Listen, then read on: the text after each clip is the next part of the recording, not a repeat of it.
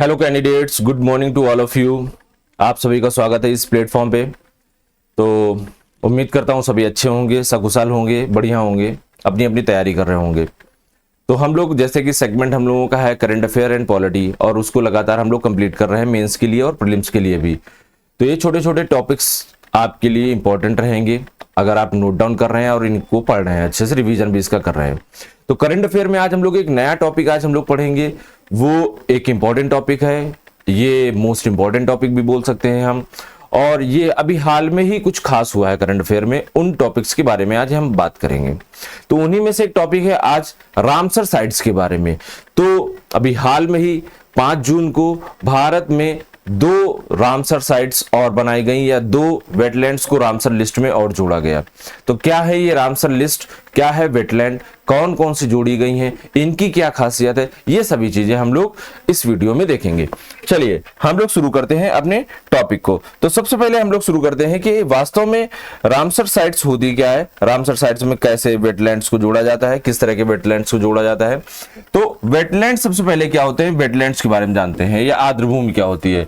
तो वेटलैंड्स वे लैंड है, वो एक एरिया है जहां पर हम बोल सकते हैं ये मार्शी एरिया होता है, या फिर हम बोल सकते हैं दलदली एरिया होता है। दलदली एरिया का मतलब बोल सकते हैं एक ऐसी भूमि जिसमें दलदल हो। दलदल का मतलब हो गया जहां पर पानी हो। समझ में आ गया कि नहीं आ गया। ये आपकी नदी भी हो सकती है, ये आपका लेक यानी झील भी हो सकती है, ये आपका तालाब भी हो सकता है। समझ में आया कि नहीं आया। ये कुछ भी हो सकता है, या फिर इनमें से कोई भी हो सकता है। ये प्राकृतिक भी हो सकते हैं, या फिर मैन मेड भी हो सकते हैं। मैन मेड का मतलब हुआ जिनको मनुष्य द्वारा बनाया जाए। जैसे कि हम बोल सकते हैं चावल जहां पर किया जाता है, पैडी फील्ड। पैडी फील्ड जो होती हैं, ये एक ऐसी फील्ड होती हैं जहां पर हम देखते हैं कि वहां पर धानों को या धान को उगाते समय हद से ज्यादा या फिर जरूरत से ज्यादा पानी की आवश्यकता होती है। और वो पानी क्या होता है, वहां पर वेटलैंड के एरिया को क्रिएट करता है, या फिर वेटलैंड एरिया को बना देता है, या मार्शी एरिया को क्रिएट कर देता है। ये खास तौर पर यहां पर ध्यान रखना है, ऐसे एरिया से मीथेन का उत्सर्जन होता है, क्योंकि यहां पर क्या होता है, यहां पर लगातार पेड़ पौधों का या फिर जीव जंतुओं का लगातार डिकम्पोजिशन होने लगता है। क्या होता है, डिकम्पोजिशन होने लगता है। और डिकम्पोजिशन होने से क्या होता है, अपघटन होने से वो जितने भी पेड़ पौधे हैं वो सड़ते हैं, जिससे मीथेन का उत्सर्जन होता है। पहली चीज तो ये क्लियर हो गई। अब हम लोग आगे बात करते हैं। आगे क्या बात करते हैं कि सब रामसर साइट एक्चुअल में होती क्या है। तो रामसर साइट क्या है, एक साइट है जिसे रामसर कन्वेंशन में बनाया गया था। और रामसर कन्वेंशन में बनाया गया था, और इसमें बताया गया था कि कुछ खास 9 क्राइटेरिया है जिनके अंतर्गत कोई अगर वेटलैंड शामिल होता है या इसके अंतर्गत आता है, तो इस लिस्ट में उसको क्या कर दिया जाएगा, शामिल कर दिया जाएगा, जिसका इंटरनेशनल लेवल पर उसका प्रोटेक्शन होगा, उसको प्रिजर्व किया जाएगा, उसको प्रमोट किया जाएगा, वहां की स्पीसीज को प्रिजर्व किया जाएगा। और अगर कोई थ्रेटेंड स्पीसीज है, क्रिटिकली इंडेंजर्ड स्पीसीज है, तो उसको भी प्रोटेक्ट किया जाएगा। ठीक है, इतना क्लियर हो गया। चलिए अब हम लोग शुरू करते हैं अपने टॉपिक को। तो अभी हाल में ही 2 भारत के वेटलैंड को रामसर सूची में शामिल किया गया है। वो कौन कौन सी हैं? पहला है खीचन वेटलैंड और दूसरा है मेनार। दोनों के दोनों जो हैं वो राजस्थान से बिलोंग करते हैं। राजस्थान से बिलोंग करने के साथ साथ ये जो है थोड़े से एक ऐसे एरिया पर पाए जाते हैं जहां पानी की कमी है के बावजूद ये एक अच्छे फले फूलते वेटलैंड है। चलिए इसके साथ साथ अगर इनमें कुछ खास बात करते हैं, तो पहली चीज इनको कब ऐड किया जाता है, तो हर साल विश्व पर्यावरण दिवस जो 5 जून को मनाया जाता है, किसके द्वारा मनाया जाता है, यूएनईपी के द्वारा मनाया जाता है, के दिन ही वेटलैंड को बताया जाता है कि एक्स वेटलैंड, वाई वेटलैंड या इतने वेटलैंड इस देश के वेटलैंड को रामसर सूची में ऐड किया जा रहा है। तो इस बार भारत के कितने हुए, टोटल 2 हो गए हैं। सॉरी 2 हुए हैं। अगर टोटल की बात करते हैं तो टोटल इनकी संख्या कितनी हो गई भारत में 91 अभी तक हो चुके हैं। कितने हो चुके हैं 91 हो चुके हैं। इसके साथ साथ अगर देखते हैं तो संयुक्त राष्ट्र पर्यावरण कार्यक्रम जो इस बार मनाया गया उसकी एक थीम रखी गई थी। वो थीम क्या रखी गई थी, कहा गया था प्लास्टिक प्रदूषण को हराएं, यानी बीट प्लास्टिक पॉल्यूशन, यानी कि प्लास्टिक पॉल्यूशन को किसी भी तरह से कम किया जाए, खत्म किया जाए, जिससे पर्यावरण क्या हो, सुरक्षित हो और पर्यावरण की वृद्धि हो, और ये सुनिश्चित भी किया जाए कि भविष्य में भी इस पर्यावरण को हम लगातार बनाए रखेंगे, जिससे पारिस्थितिकी तंत्र मेंटेन रहेगा। तो पहला कौन कौन सा हुआ हमारा, खींचन और मेनार। कब शामिल किया जाता है, 5 जून को। 5 जून को क्या होता है, विश्व पर्यावरण दिवस कौन मनाता है, यूएनईपी। कब से, 1973 से। वर्तमान में भारत में कितने वेटलैंड होंगे, 91। एशिया में सबसे ज्यादा वेटलैंड केवल और केवल भारत में है। इस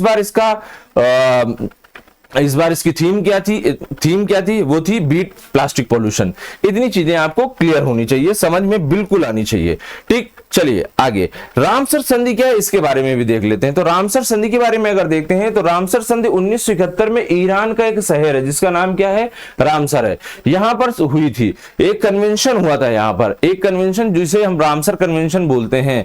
और इस कन्वेंशन के तहत एक एग्रीमेंट था, उसको साइन करना था और साइन किया गया था, जो 1975 में इस एग्रीमेंट को इन्फोर्स कर दिया गया, लागू कर दिया गया कि भैया जो उस दिन 1971 को लागू हुआ था, एग्रीमेंट हुआ था, वो कब से लागू होगा, 1975 को लागू होगा। जो एक प्रकार से अंतरराष्ट्रीय संधि थी जिसमें ढेर सारे देशों ने पार्टिसिपेट किया था। और अगर वर्तमान में देखें तो कई देश हैं, लगभग 180 प्लस कंट्रीज इसमें पार्टिसिपेट पार्टिसिपेट कर रहे हैं, जिसका मुख्य उद्देश्य क्या था, आर्द्र भूमियों को आर्द्र भूमियों और उनके संस्थानों और के संरक्षण और समझदारीपूर्ण उपयोग के लिए एक नया ढांचा बनाना है। ठीक है, ये चीज बताई गई थी। और इसके साथ साथ ये भी बताया गया था कि इसके जो सदस्यकर्ता होंगे, हस्ताक्षरकर्ता होंगे, वो उस देश के सरकार के साथ, उस देश के सरकार या उस हस्ताक्षरकर्ता सदस्यकर्ता आपस में मिल करके जो एक बॉडी का निर्माण करेंगे, उसके माध्यम से वेटलैंड को प्रोटेक्ट किया जाएगा। ठीक है, चलिए इसमें अगर हम देखते हैं तो संयुक्त राष्ट्र के लगभग 90% सदस्य, यूनाइटेड नेशन के, यूएन के लगभग 90% सदस्य जो हैं इसके भी पार्टिसिपेंट हैं, यानी इसमें भी साइन करते हैं या फिर इसके साझेदार हैं। भारत ने 1 फरवरी 1982 को इस संधि में क्या किया था, हस्ताक्षर किए थे और इस संधि का क्या हुआ था, सदस्य बन गया था। रामसर साइट्स एक्चुअल में क्यों मनाई जाती हैं, इसमें रामसर कन्वेंशन में बताया गया कि इन्होंने कहा कि ये रामसर साइट्स जो होंगी अंतरराष्ट्रीय महत्व की आर्द्रभूमि कहलाएंगी। क्या कहलाएंगी, अंतरराष्ट्रीय महत्व की आर्द्रभूमि, यानी वेटलैंड फॉर इंटरनेशनल इंपॉर्टेंस। ऐसी वेटलैंड्स जिनका अंतरराष्ट्रीय लेवल पर इंपॉर्टेंस है, वो सारी की सारी वेटलैंड्स क्या होंगी, रामसर लिस्ट में शामिल की जाएंगी, जिसमें कुल 9 क्राइटेरिया होंगी। क्या होंगी, 9 क्राइटेरियाज होंगी, जिनके तहत क्या करना होगा उनको। कोई वेटलैंड अगर इन 9 क्राइटेरियाज को फॉलो करता है या फिर इनके अंतर्गत आता है तो उसको रामसर लिस्ट में शामिल कर दिया जाएगा। ठीक है, तो ये तो रामसर लिस्ट के बारे में बात हो गई। नेक्स्ट हम बात करते हैं क्या, वो है नए रामसर साइट्स के बारे में। तो पहला रामसर साइट्स कौन सा है, खींचन। पहला कौन सा है, खींचन। खींचन के बारे में अगर बात करते हैं तो ये है कहां पर, ये है राजस्थान में। जिला कौन सा पड़ता है, फलोदी जिला। और एरिया मुख्य रूप से उत्तरी थार का जो रेगिस्तान मरुस्थल है वो पड़ता है। समझ गए। यहां पर अगर हम बात करते हैं तो कुछ खास चीजें, रात्रि नदी और एक तालाब है जिसका नाम है विजय सागर तालाब, यहां पर पाए जाते हैं, जो पशु पक्षियों को वेटलैंड में रहने के लिए, वहां पर ग्रोथ करने के लिए, अपना जीवन यापन करने के लिए महत्वपूर्ण भूमिका निभाते हैं। ठीक है, अगर इसके महत्व को देखें तो यहाँ सर्दियों के समय, कब, सर्दियों के समय कुछ खास प्रकार के प्रवासी क्रेन आ जाते हैं। क्या आ जाते हैं, क्रेन यानी सारस आ जाते हैं। और जो ये सारस होते हैं इनको बोलते हैं क्या है, इनको बोलते हैं डेमोइसेल। डेमोइसेल क्रेन बोलते हैं। क्या बोलते हैं, डेमोइसेल क्रेन बोलते हैं। खास तौर पे यूरोपियन कंट्रीज से कुछ क्रेन आ जाते हैं, यहां से उड़ करके यहां पर रहते हैं सर्दियों में, और जैसे गर्मियां शुरू होती हैं तो वापस चले जाते हैं, क्योंकि वहां पर बहुत ज्यादा ठंडियां होती हैं। इस कारण इनको क्या कहते हैं, ये वेटलैंड जो है, खींचन वेटलैंड, एक अपने आप में एक खास महत्व रखता है। इसके अलावा कुछ खास स्थानीय पक्षी जो हैं वहां पर भी प्रवासी के रूप में जाते हैं और सर्दियों के समय अपना जीवन यापन करते हैं। तो पहला वेटलैंड कंप्लीट हो गया। इसके बारे में आप नोट डाउन करिएगा, रिवीजन करिएगा और याद भी रखिएगा। ध्यान रखिए, इसमें जो क्रेन आते हैं वो इस तरह के हैं। क्रेन का मुख्य जो आकार होता है वो ये है, देखिए यहाँ पर ब्लैक है और पीछे पूरा पूरा व्हाइट है। इस तरह के क्रेन होते हैं। वहां पर सर्दियों में आएंगे, अंडे देंगे और उसके बाद क्या होगा, जैसे गर्मियां स्टार्ट होती हैं तो वो फिर से चले जाते हैं। ये चीज इसकी खासियत है।